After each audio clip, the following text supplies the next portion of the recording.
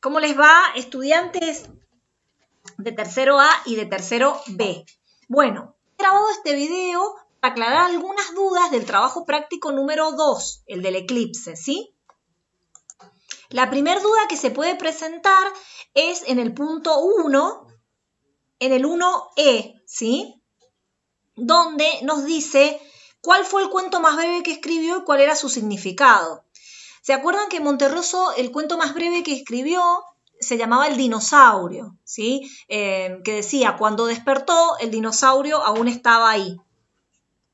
Esto se refiere a que Monterroso se exilió en México y cuando él estaba viviendo allí en México, había un partido político que gobernaba México hacía muchísimos años y no lo podían renovar, no podían renovar a las autoridades, siempre era el mismo partido político. Como los gobernantes de este partido político eran señores de mucha edad, eran muy mayores, los llamaban los dinosaurios. Entonces Monterroso escribió este cuento para simbolizar a estos personajes políticos, ¿sí? Que llevaban muchos años en el poder y que no podían, nadie podía sacarlos del poder. Por eso el cuento dice, cuando despertó, el dinosaurio aún estaba allí. ¿Sí? Simbolizando a estos personajes que llevaban muchos años en el poder. El otro punto que puede dar lugar a dudas es el punto 2, en el que dice qué significan las expresiones del cuento. ¿Sí? La primera expresión es ignorancia topográfica. ¿Sí? Creo que lo expliqué ya en el otro video.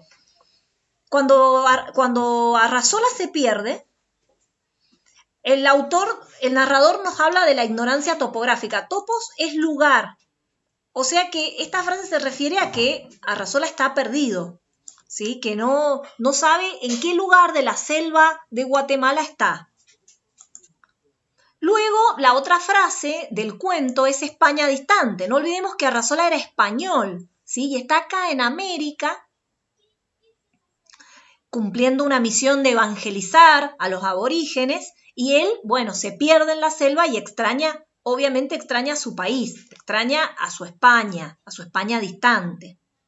Cuando nos habla del celo religioso de su labor redentora, hacer algo con celo es hacerlo con dedicación, con esmero, con empeño. O sea, no nos olvidemos que Arrasola era un fraile, ¿sí? Que es sinónimo de lo que hoy llamamos un cura católico. Entonces, el celo religioso de su labor redentora quiere decir que él realizaba su labor de evangelizar, de enseñar la Biblia o enseñar la religión, lo llevaba a cabo celosamente, o sea, con mucha dedicación y esmero. A eso se refiere el celo religioso de su labor redentora. Cuando nos dice en lo más íntimo, recuerden que cuando los aborígenes van a asesinarlo, él piensa en lo más íntimo cómo engañarlos a los aborígenes, ¿sí? A eso se refiere. Y la última que les puede dar lugar a dudas es esta, la que dice producirse un pequeño consejo.